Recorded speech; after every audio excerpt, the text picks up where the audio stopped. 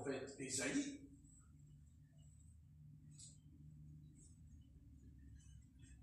Qui a cru, verset 1, qui a cru à ce qui nous a été annoncé? Qui a reconnu le bras de l'Éternel? Donc, pourquoi je commence par le verset 1? Je vous expliquerai plusieurs choses si le Seigneur le permet, mais j'aimerais simplement ici vous expliquer déjà que ce verset nous place devant beaucoup, en tout cas il est placé devant, parce que ça peut s'adresser aussi au monde qui a cru. Mais le monde, on peut lui poser la question, il va nous dire, mais croire quoi?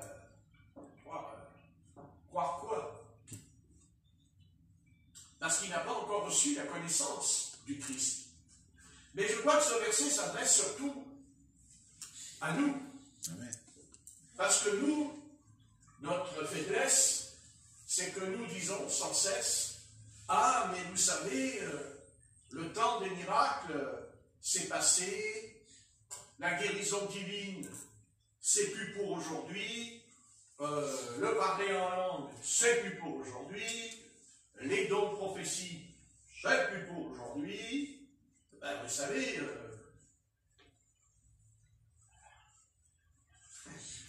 la Bible, elle est en train de maigrir. Parce que si on dit que c'est plus pour aujourd'hui, il ne reste plus qu'à déchirer la page de la Bible, puisque c'est plus pour aujourd'hui, donc on la déchire la page. Donc la Bible, elle rétrécit, vous voyez? Mais c'est faux. Et pourquoi c'est faux? Parce que déjà, le prophète Ésaïe avait déjà reçu, vous voyez, avant même qu'il va nous expliquer que dans Ésaïe 53, il nous parle du Messie qui est crucifié et qui est aussi ressuscité, mais d'abord il pose le fondement. Qui a cru à ce qui nous a été annoncé? Et on verra que ce qui nous a été annoncé, on le verra, ça c'est clair, puisque ça c'est très clair, dans ce qui nous a été annoncé, on va lire, c'est au verset 4, Ésaïe 53, verset 4, il dit, « Cependant, ce sont nos souffrances qu'il a portées, c'est de nos douleurs qu'il s'est chargé. » Voyez, voilà exactement est-ce que nous croyons que le Seigneur veut nous guérir. Car c'est la grande question, c'est la volonté du Seigneur de guérir tous les malades et de chasser les démons, de purifier les lépreux et de ressusciter les morts. Et il nous dit, non, c'est plus pour aujourd'hui. Alors moi je réponds au verset 1, qui a cru à ce qui nous a été annoncé? Qui a reconnu le bras de l'Éternel? Et c'est quoi qui nous a été annoncé? C'est au verset 4. Cependant, ce sont nos souffrances qu'il a portées. Donc, là, je m'adresse maintenant à ceux qui sont malades. Tu portes ta maladie. C'est-à-dire comme une femme enceinte qui porte un enfant dans son ventre. Et quand elle a cet enfant dans le ventre, elle a un fardeau. C'est lourd. Et quand l'enfant va sortir, eh bien, la femme se sent légère. Eh bien, la maladie, c'est d'abord un fardeau. La maladie, c'est la souffrance. C'est ce que dit au verset 4. La souffrance. Et dans notre incrédulité, car nous sommes nés incrédules, et seule la grâce de Dieu peut nous donner la foi. Car la foi, c'est un don de Dieu. Et la foi déclare que ceux qui proclament que le temps des miracles, le temps des apôtres, il n'y a plus d'apôtres, il n'y a plus d'apôtres. Alors s'il n'y a plus d'apôtres, il n'y a plus de prophètes. Parce que quand on dit c'est plus le temps des apôtres, moi je réponds c'est plus le temps des prophètes, puisque dans Éphésiens, quand il parle des 5 ministères, il y a le ministère de prophète et de pasteur. Donc Dieu aurait supprimé les apôtres, mais il n'a pas supprimé les pasteurs. C'est curieux ça. C'est un drôle d'évangile que nous annoncent ces hommes. L'évangile veut dire en grec bonne nouvelle. Et voici la bonne nouvelle. La bonne nouvelle, c'est que le Seigneur n'a pas seulement guéri les malades, mais il a porté sur lui le fardeau de la maladie. Il l'a porté à notre place. Et comme nous sommes orgueilleux par nature, car on peut être orgueilleux sans se rendre compte jusqu'où peut aller le degré de notre orgueil. Alors nous disons, mais moi je la porterai, la maladie. Moi je le porterai, le fardeau. Et je le porte, le fardeau. Moi je suis costaud, je porte le fardeau. Et le Seigneur il dit, bah, porte-le. Fardeau égale souffrance. Donc c'est pas à toi de porter le fardeau. Dieu nous enseigne dans Ésaïe que c'est lui, le Christ, qui a porté le fardeau. C'est le Christ qui a porté nos péchés, on verra plus loin, et nos maladies. Et que ce n'est pas nous qui devons porter, parce qu'on ne peut pas porter. C'est impossible. Et c'est pour ça que le Seigneur a envoyé, il a envoyé son Fils unique. Et quand le Christ meurt, il ne meurt pas comme nous. Nous, on meurt de vieillesse. On meurt aussi par la maladie. On meurt parce qu'il y a eu un accident. Mais Christ n'est pas mort parce qu'il est tombé malade. Il n'est pas mort parce qu'il était âgé. Il est mort parce qu'il a pris sur lui cette décision de porter à notre place notre péché et nos maladies. Amen. Et que ce n'est pas à nous de les porter, parce qu'il nous dit que c'est lui qui les a portés. Amen. Et ici, c'est une prophétie qui n'était pas encore accomplie. Il a fallu des centaines encore. Il y avait des années, beaucoup de... Oui, longtemps encore avant que cette parole s'accomplisse. Et elle s'est accomplie en Christ, quand il est venu. Jésus-Christ est venu porter à notre place. C'est ça qu'on a du mal à comprendre. Il a pris notre place déjà pour le salut de notre âme. Comme si on pouvait se sauver nous-mêmes. On ne peut pas se sauver nous-mêmes. Pas plus qu'on peut être guéri d'une maladie nous-mêmes. Alors nous, on cherche la délivrance, soit par l'imposition des mains, par l'onction d'huile. Enfin, on cherche, si on entend parler d'un évangéliste qui aurait un ministère de guérison, on va y aller le voir. Mais tu n'as même pas besoin. Tu as besoin de croire. Amen. Comme c'était dit, qui a cru à ce qui nous a été annoncé? Vous voyez? Qui a reconnu le bras de l'Éternel?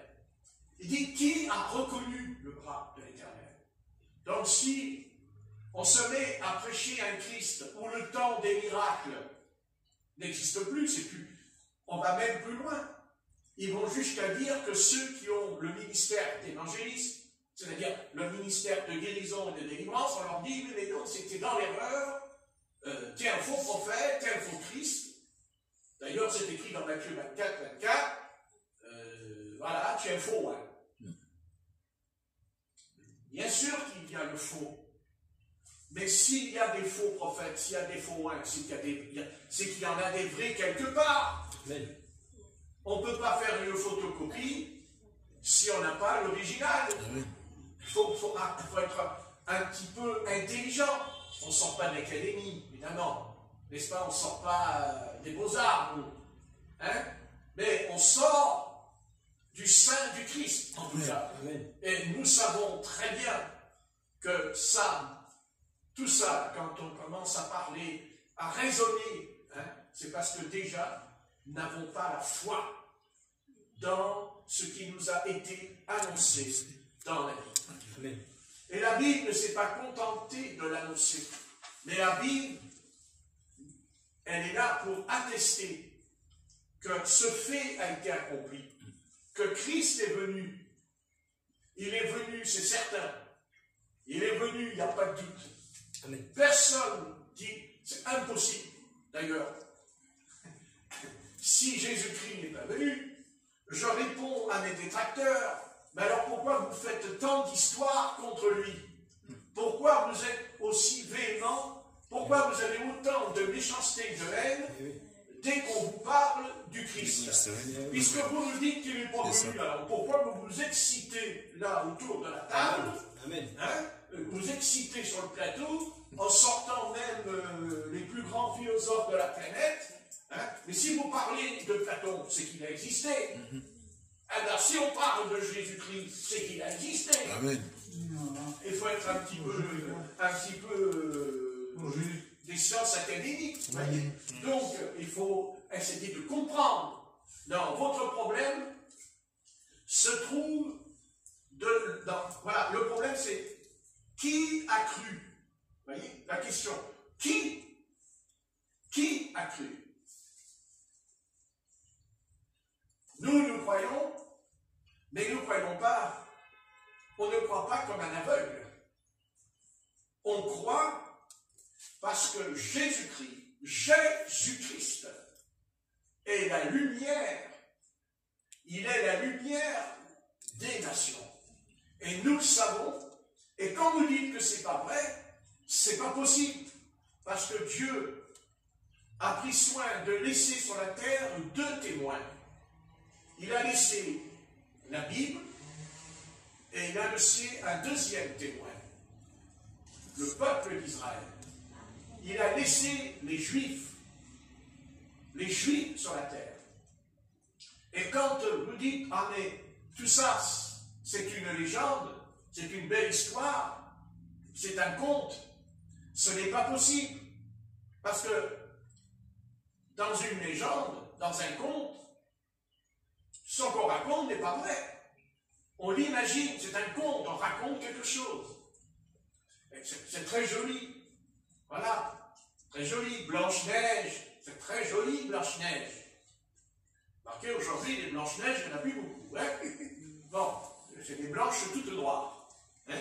Mais en attendant, Jésus-Christ, ce n'est pas une légende. Jésus-Christ, c'est un fait. Et ça, c'est certain. Parce que Dieu a dit sur la déposition de 2 ou 3 témoins. Et Dieu a laissé 3 témoins sur la terre. Vous voyez, maintenant, j'en rajoute un. Là, c'est en prêchant que Dieu me fait venir la mémoire. Et le 3e témoin, ben, c'est l'Église de Jésus-Christ. C'est le corps de Christ. C'est-à-dire, nous. Parce que nous, on n'est pas là par hasard. Et nous, on répond. Premier témoin, ça, c'est certain, c'est la Bible, c'est la prophétie. La Bible, c'est la prophétie. Prophétiser, c'est annoncer quelque chose qui n'est pas encore arrivé. C'est ça, la prophétie. C'est annoncer un événement. Par exemple, il y a un événement qui nous est annoncé, c'est l'enlèvement de l'épouse. Et ça ne s'est pas encore accompli. Alors, c'est curieux que l'Église aujourd'hui croit à l'enlèvement, mais ne croit pas en la guérison divine, ne croit pas dans le ministère de chasser les démons, mais on croit que le Seigneur revient. Alors là, il y a une faille quelque part. Parce que des deux côtés, le Seigneur a dit, qui a cru à ce qui nous a été annoncé? Voyez, est-ce que ce soir, nous croyons vraiment ce que le Seigneur nous a dit? Est-ce que nous sommes convaincus? Est-ce que nous sommes sûrs que le Seigneur a porté nos péchés? Alors, quand on pose la question, les chrétiens, ils écoutent, ils disent, mais pasteur, mais nous on croit que nos péchés ont été pardonnés. Et c'est vrai qu'on ne rencontre pas trop de difficultés au sujet de la foi dans le pardon de nos péchés. Ce soir, tous ceux qui sont ici, et tous ceux qui m'écoutent, ils disent, oui, il a raison ce frère. Oui, moi je crois que les péchés ont été pardonnés. Et il le sait qu'ils ont été pardonnés, parce qu'on a reçu la paix. On a reçu la paix dans l'âme, dans notre conscience. Parce que nous ne sommes plus tourmentés comme autrefois. On peut avoir de temps en temps quelques tourments, parce qu'on est mal foutu. Parce que quand on s'est levé le matin, au lieu de poser le pied droit, on a posé le pied gauche. Bon, enfin, c'est de la superstition. Donc, ça va expliquer les choses. Oui, mais enfin, des fois, ça arrive qu'un matin, on se lève, et alors, la personne, elle vous appelle, et alors, elle n'a pas envie. Elle n'a pas envie. Puis, il y a des matins, c'est le contraire. Il y a des matins, la personne, elle se lève, comment ça va? Oh, j'ai envie de faire des petites... je vais faire des bisous dans ton cou. Et puis, le lendemain,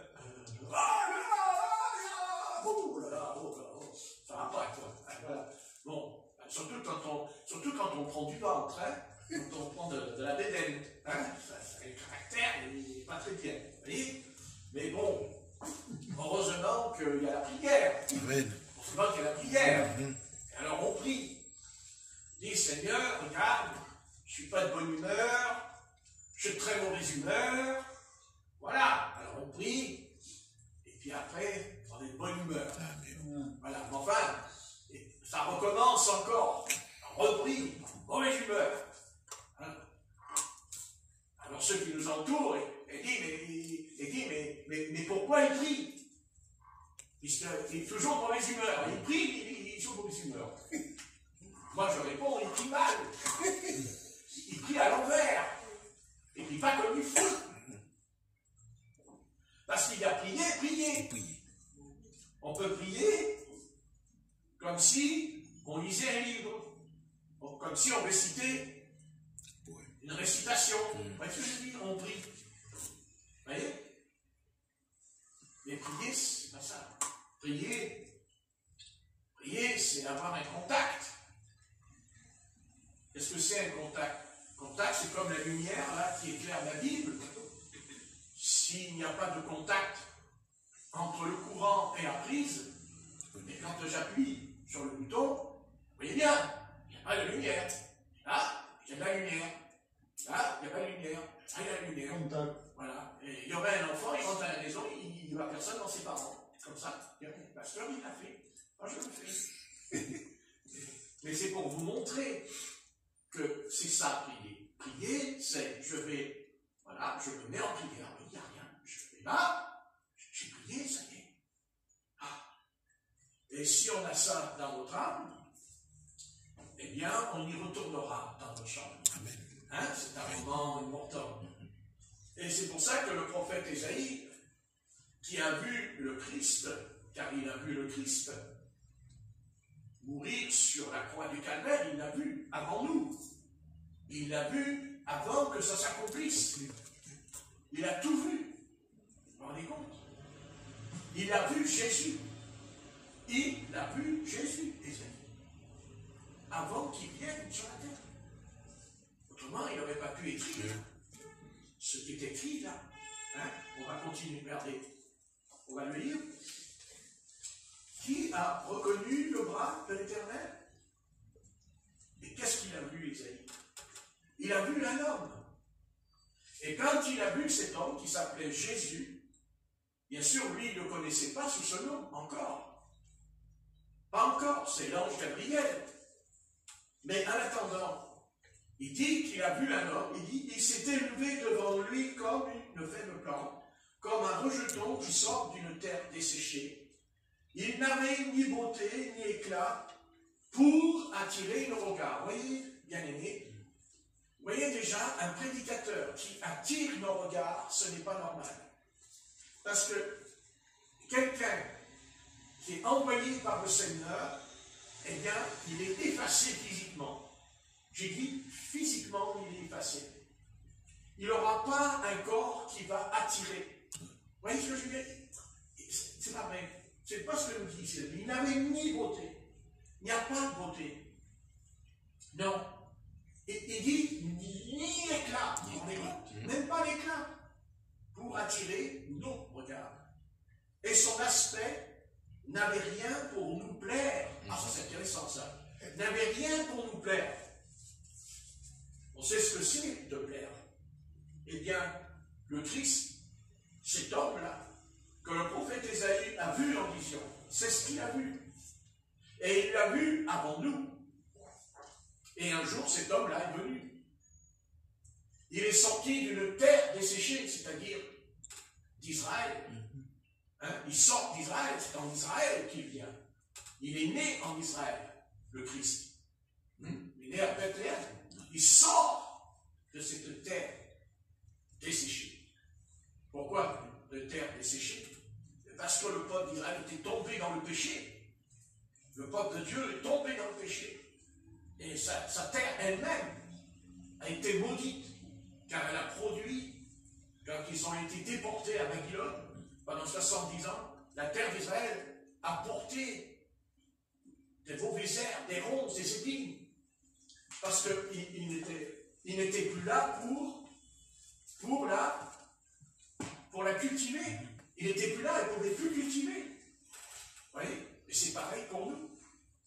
Si on ne se met pas en prière, si on ne lit pas la Bible, c'est comme si on ne cultive pas. Amen. Et oui. Le Seigneur nous appelle à cultiver. Amen. Et nous appelle à travailler à notre salut avec crainte et tremblement. Vous voyez? Donc, qui a cru? Et aujourd'hui, c'est exactement ce qui se passe avec beaucoup de serviteurs du Seigneur. Quand ils disent, ah, mais il n'y a plus de miracles, c'est plus pour aujourd'hui, mais ils racontent tout ça. Et alors, le Seigneur leur dit, ben, il leur dit à eux, qui a cru à ce qui nous a été annoncé? Et qu'est-ce qui nous a été annoncé? Il nous a été annoncé. Cependant, verset 4, ce sont de nos souffrances qu'il a porté, c'est de nos douleurs qu'il s'est chargé. Et nous l'avons considéré comme puni, frappé de Dieu et humilié. Et le verset 5 nous dit, mais il était blessé pour nos péchés, brisé pour nos iniquités. Le châtiment qui nous donne la paix est tombé sur lui. Et c'est par ces meurtrissures que nous sommes guéris. Vous voyez? Et c'est par ces meurtrissures que nous sommes guéris. Donc arrêtons de dire que la guérison, ce n'est plus pour aujourd'hui, puisque qui a cru à ce qui nous a été annoncé?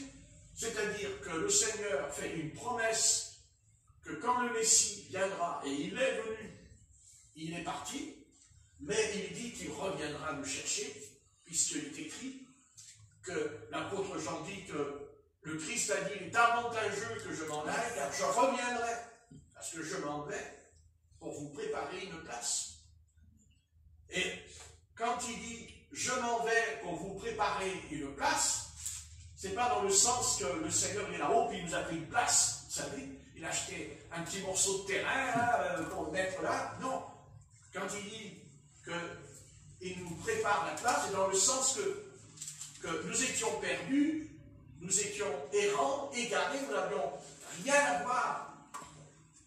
Nous n'avions rien à voir avec la cité céleste. Nous n'avions point part à l'héritage de Dieu. Et quand Christ est mort, eh bien, qu'est-ce qui s'est passé? Eh bien là, il nous a préparé une place.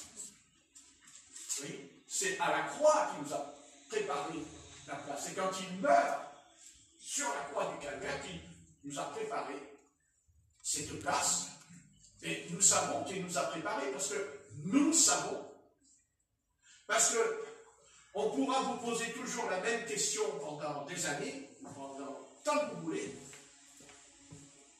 C'est pour ça que les âmes qui arrivent devant le trône du jugement, le Seigneur leur pose la question, et il nous posera tous, et il nous pose toujours cette question. Quand on arrivera là-haut, le Seigneur nous posera la question. Et il nous dira une simple phrase, une phrase toute simple. Es-tu sauvé? Voilà la question. Es-tu sauvé? Et les âmes répondront, je suis catholique, romain, je suis protestant, je suis baptiste, je suis méthodiste, je suis pentecôtiste, d'autres diront, je suis branhamiste. Et le Seigneur répondra, ce n'est pas la question que je t'ai posée. Je ne te demande pas à quelle dénomination tu appartiens, je te demande, est-ce que tu es sauvé, oui ou non? Et la personne répond, je suis catholique romain. Elle fera comme a fait Élie à la montagne, d'Horeb. Quand le Seigneur dit à Élie, que fais-tu ici? Et il répond, je suis resté, moi seul, prophète de l'Éternel. Voyez comment il répond? Dieu lui pose la question. Dieu lui pose la question. Il dit, que fais-tu ici, Élie? Et c'est exactement ce que Dieu fera aussi. La même chose. Il nous posera la question quand on arrivera là-haut. Quand il a posé la question au premier homme qui est venu sur la terre, c'est-à-dire, il dit, Adam, où es-tu? Et Dieu dira, où es-tu? Il dira, que fais-tu ici? Et Dieu dira, pourquoi tu n'as pas cru à ce qui a été annoncé? Pourquoi tu n'as pas reconnu le bras de l'Éternel? C'est-à-dire qu'au moment où tu as entendu la bonne nouvelle, au moment où tu as entendu l'évangile de Jésus-Christ, soit au travers d'un ministre de la parole ou au travers d'un chrétien qui est un témoin du Christ, puisque c'est écrit dans les Actes au chapitre 1, le Seigneur a dit, restez dans Jérusalem et vous serez mes témoins, c'est-à-dire des martyrs en grec. Amen. Donc il faut que ce soit bien clair pour nous, le Seigneur a porté ton péché, mais il a aussi porté ta maladie. Il l'a porté. Alors pourquoi ce soir? Pourquoi tu veux la porter? Pourquoi tu veux continuer à porter ta maladie? Pourquoi tu veux continuer à porter ta souffrance? Puisqu'il te dit là qu'il l'a fait à ta place. Il a pris ta place. Donc s'il a pris ta place, c'est que c'est plus ta place. C'est évident. C'est une question de place. Quand on est venu sur la terre, notre vie consiste à une place. Chacun d'entre nous a sa place. C'est pour ça que Dieu a permis que nous ayons une maison. Dieu a permis que nous ayons une chambre avec nos affaires dedans. C'est personnel, c'est intime. Mais en même temps, Dieu dit, voilà, tu es venu sur la terre, et sur la terre, je t'ai donné, je t'ai même donné un métier. Je t'ai donné un travail pour gagner ta vie, pour voir à tes besoins. C'est ta place. Tout le monde ne peut pas être président de la République. Tout le monde ne peut pas être le pape non plus. Tout le monde ne peut pas être un plombier ou un charcutier ou un boulanger. Chacun a sa fonction. Vous comprenez? Chacun, c'est sa place. Et Dieu, dans notre vie terrestre, nous remplissons notre destin. Il y en a qui sont pour mettre les boîtes de conserve dans les rayons, pour regarder s'il n'y a pas un fruit qui est pourri, il faut l'enlever pour ne pas pourrir les autres. va pas faire le même métier. Tout le monde n'a pas la même voiture, tout le monde n'a pas le même tricot, tout le monde n'a pas le même chapeau. Chacun est différent. Mais Dieu, il nous dit que dans tout ce que tu as, dans tout ce que tu possèdes dans ta vie, ton destin, il faut que tu comprennes que, eh bien, un jour, la Bible avertit l'homme que ses jours sont comptés. Amen. Que ses jours sont comptés et que tu ne connais ni le jour, d'ailleurs ni l'année et ni l'heure où Dieu te rappellera pour comparaître devant lui. Car il faut bien comprendre que nous croyons ou que nous ne croyons pas, ça ne changera rien. On comparaîtra devant lui. D'abord parce que c'est lui qui nous a créés, il est le créateur, et qu'il demandera qu'on lui rende des comptes. Et d'ailleurs, même Jésus fera une parabole quand il parlera des ouvriers de la 11e heure. Il dira que chacun a reçu un talent, 2 talents, mais que le Seigneur dit maintenant, il faut rendre les comptes, il faut rendre compte, il faut expliquer. Donc sur la terre, Dieu nous a créés libres, nous avons la liberté. Bien sûr, après, on peut entrer dans la science divine.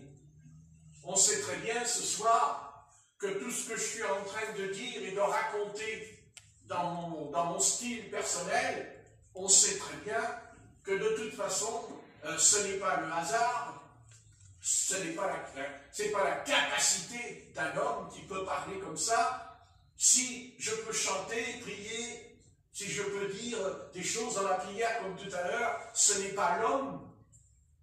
C'est grâce à la prédestination, c'est grâce à l'Esprit du Seigneur qui a prédestiné nos vies à le suivre. C'est évident. C'est évident. Mais ce n'est pas parce que Dieu nous a prédestinés que ça nous excuse. Et pas plus que parce qu'on est prédestiné, parce qu'il y en a qui croient à la prédestination et qui disent « Ah ben, je suis prédestiné, donc je risque rien, et même si je vis dans le péché, ben, comme je suis prédestiné, ben, il n'y a pas de problème, même si je vis dans la fange du péché, mais Dieu, de toute façon, il me pardonne puisque je suis prédestiné. » Vous voyez, Satan est rusé et malin toujours. Mais heureusement que nous avons la parole de l'apôtre Paul dans l'Épître aux Romains, chapitre 7, où il dit « Vivrai-je dans le péché, loin de là ». Donc les choses sont claires, Dieu nous ramène toujours à la Bible et nous explique. Vous savez, on est comme une horloge. On est une horloge. Et quand on entend le réveil là, qui fait, vous voyez, tic-tac, bien, sachez que l'horloge, ça ne change rien. De toute façon, ça ne change rien. On ne revient jamais en arrière, sauf pour le roi Ézéchias, où le Seigneur lui a rajouté 15 années de sa vie. Où le Seigneur a dit, tu vivras 15 ans de plus, puisqu'il devait mourir, et le prophète Ésaïe qui est dans la cour, il annonce au roi qu'il va mourir, mais il se met à pleurer et à se repentir contre le mur, et Dieu dit à Ézéchias, remonte dans sa chambre et dis-lui, tu vivras 15 années de plus. Mais vous vous rendez compte quand même que pour que ce roi, cet homme, ait le droit de vivre 15 ans, parce que Dieu, quand il lui dit, tu vivras 15 ans de plus, attention, c'est pas durable. Normalement, il devait mourir. C'est-à-dire, il devait mourir. Mais Dieu a tenu compte de sa prière, comme quoi, vous voyez que Dieu nous exauce. Enfin, il a été exaucé pour son malheur. Puisque malheureusement, ces 15 années qui lui ont été rajoutés l'a envoyé dans le péché de l'orgueil. Il est tombé dans le péché d'orgueil. C'est pour vous expliquer qu'il aurait mieux valu qu'il s'en aille. Amen. Au moins, il ne serait pas tombé dans l'orgueil.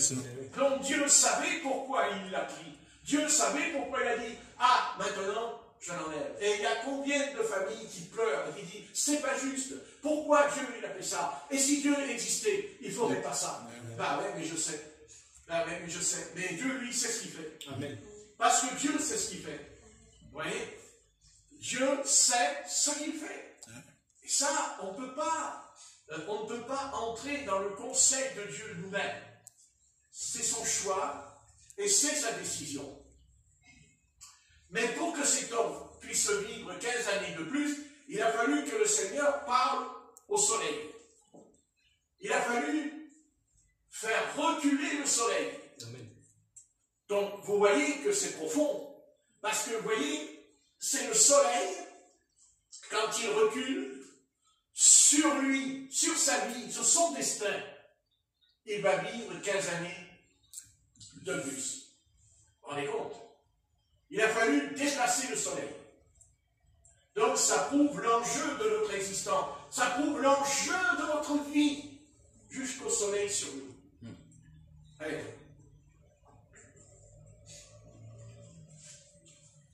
Quand le Seigneur lui a dit au travers de la bouche d'Ésaïe, tu vas mourir, là il était prêt à mourir.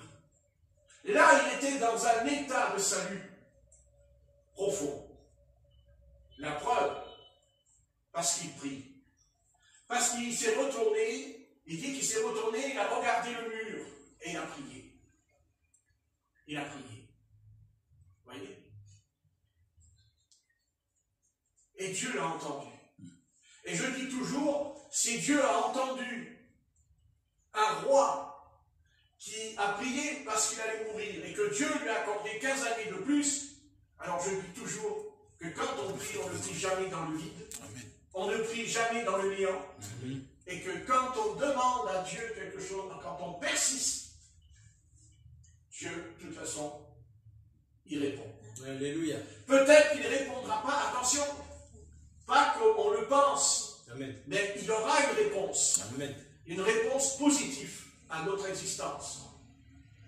Et tout l'enjeu de la Bible, on peut dire tout ce qu'on veut sur la Bible, sur le judaïsme, sur le christianisme, on peut dire tout ce qu'on veut, même sur l'islam, ça ne change rien. Que ce soit l'islam, que ce soit le judaïsme, que ce soit le christianisme ou que ce soit les païens, ça ne change rien. De toute façon, il faut aller devant Dieu. Amen. Et il faudra s'expliquer de tout ce qu'on a fait et de tout ce qu'on a dit. Car il est dit, tu seras jugé selon tes paroles. Ce n'est pas sorti de l'auberge, mais nous avons une bonne nouvelle. C'est qu'il nous est dit qu'il a porté nos péchés. C'est-à-dire que quand on arrivera devant Dieu, eh bien, ce n'est pas nous. On n'arrivera pas devant Dieu avec notre péché, parce que c'est Christ qui a porté mon péché à ma place. Amen. Il a pris mon péché. Attention, pour que ça arrive, il faut que j'accepte le Christ. Amen. Il faut que j'accepte le Christ. Il faut que je suive le Christ. Le suivre. Le suivre. D'ailleurs, le peuple d'Israël, si on doit faire un reproche à Israël, en tout cas, celui qui est certain, c'est qu'ils n'ont jamais suivi le Seigneur. Ils ont observé les commandements, mais ils n'ont pas mis en pratique. C'est là toute la différence. Ce que faisaient les pharisiens quand le Christ est venu. Vous comprenez? Et nous aussi, il faut que nous apprenions à veiller sur nous-mêmes. Et comme dira le Seigneur dans Matthieu chapitre 7, c'est pas ceux qui me disent Seigneur, Seigneur, qui rentreront dans le royaume des cieux. Vous comprenez ce que je veux dire? eux-mêmes, qui étaient des instruments, des serviteurs du Seigneur, des ouvriers même. Il a dit, les ouvriers, vous lirez. Et ils ont été devant le Seigneur. Alors, qu'en est-il de ceux qui ne sont pas sauvés? Mais alors, là, nous parlons de ceux qui sont sauvés. Parce qu'ils prophétisent, ils chassent les démons, ils purifient les lépreux, ils guérissent les malades. Ils sont loin. Ils sont loin. Mais, il y a un mais il s'est trouvé en eux de l'iniquité. Exactement ce que dit le prophète Ézéchiel au sujet de Satan. Il s'est trouvé en toi de l'iniquité. De l'iniquité. Il s'est trouvé en toi ces choses. Donc, il faut bien comprendre que tout ou tard, de toute façon, il n'y en a aucun ici, je ne vais pas parler ceux de dehors, je dis, il n'y en a aucun ici, n'échappera au départ. Que ce soit bien clair. Et personne ne sait qui partira avant et après. Oui. Mais il faut bien comprendre que de toute façon, ça, il faut s'y attendre et se préparer à cette épreuve. Oui. C'est comme ça et ce n'est pas autrement. Mais nous sommes de la trempe de l'apôtre Paul. La trempe de l'apôtre Paul qui dit qu'il voulait quitter cette tente. Il a dit, je veux quitter cette tente. L'apôtre Pierre a dit lui aussi, je veux quitter cette tente. Mais à cause de l'œuvre du Seigneur, à cause du corps de Christ, il dit, je suis prêt à rester encore. Il faut reconnaître que eux, je comprends qu'ils avaient envie de quitter leur corps. Je comprends. Parce que le 3/4 du temps, ils étaient en prison, ils étaient torturés, frappés avec le fouet. Alors, c'était évident que c'était évident. Parce que s'il fallait prendre les apôtres, s'il fallait prendre les saints, enfin, bon, passons, vous me direz, nous ne sommes pas dans le même temps.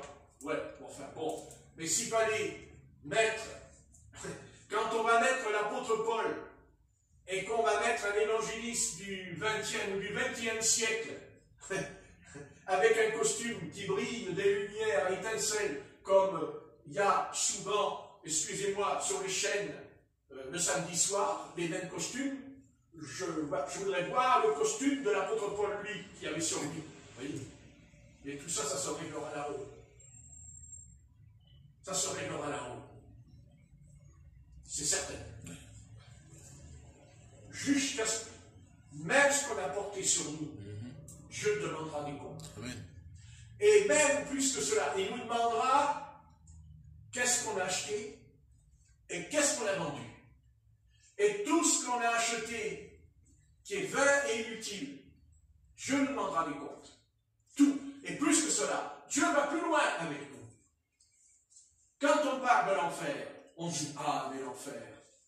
Et les âmes qui vont en enfer, oh, et ça c'est réservé aux voleurs, aux violeurs, meurtriers. Ils vont en enfer, ils sont perdus, ils sont condamnés, c'est les flammes de l'enfer. Vous êtes jetés dans la marmite avec de l'huile bouillante. J'en sais rien s'il y a une marmite. En tout cas, il y a un étang, ça c'est sûr. C'est écrit dans l'Apocalypse. Mais le Christ a dit une chose. Celui qui dira Raka à son frère mérite la chair. Vous voyez un petit peu dans quel pétrin nous nous sommes mis parfois. Raka, ça veut dire fou. Celui qui dira à son frère, tu es un fou, tu mérites la géhenne. C'est écrit dans Matthieu, dans Luc et dans Marc. Les trois évangiles disent la même chose. Celui qui dira Raka à son frère, c'est Jésus qui l'a dit, mérite la géhenne. C'est-à-dire Donc si... Mais qu'est-ce que je te dis? Ça fait réfléchir. Hein?